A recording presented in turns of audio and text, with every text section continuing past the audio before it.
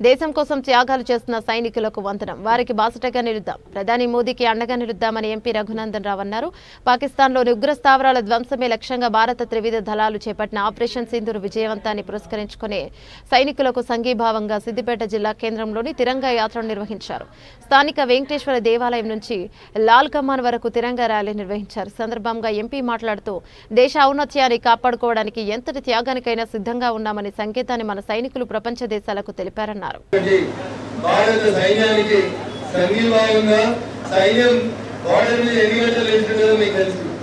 కనీసం మంచు కురుస్తున్నా, పక్కన బాంబులు వెళ్తున్నా కదలకుండా నిటాలిలో ఉన్న మనమందరం కూడా ఈ దేశం కోసం కంఠం ఎంచుకొని శోషిస్తున్న మనమందరం కూడా వాళ్ళు రోజు 28 గంటలు డ్యూటీ చేస్తారు. మనం 80 నిమిషాలు కూడా నిలబడలేకపోతా ఉన్నాం. గట్టిగా నిలబడుతుంది, పక్కన కోరుకునే ఓటర్లు ఛాయల తర్వాత ప్రధాని నరేంద్ర మోడీ గారికి సంఘీభావంగా ఇక్కడికి వచ్చినాం.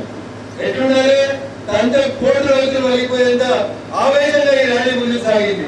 డ్రోన్లు తీసుకొచ్చి మన జనాలను చంపుతామని, మన సైనిక స్థావరాన్ని కూల్చుతామని కొంతమంది ముష్కర్లు ప్రయత్నం చేస్తే దాటిని ఆ బార్డర్ డ్రోన్లు ఎక్కడికక్కడ కకావికలం చేసినాం. ఏడికి వచ్చిన డ్రోన్ ని ఆడనే కూలగొట్టిరు. ఎవరు తయారు చేసినవన్నీ?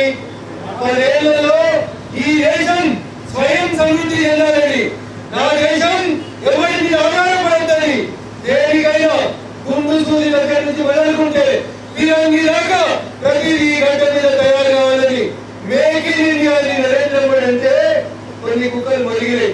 ఈ దేశంలో ఏం తయారైతే అన్ని చైనాకి వస్తాయని మొలిగింది. చైనా విమానాలని కూల్చినవా కూల్చలేదా? కూలిందా లేదా? ఎవరు గట్టిగా నిలబడ్డారు? మనం నిలబడ్డాం. నరేంద్ర మోడీ గారి నాయకత్వం నిలబడింది. మేక్ ఇన్ ఇండియా తయారైంది.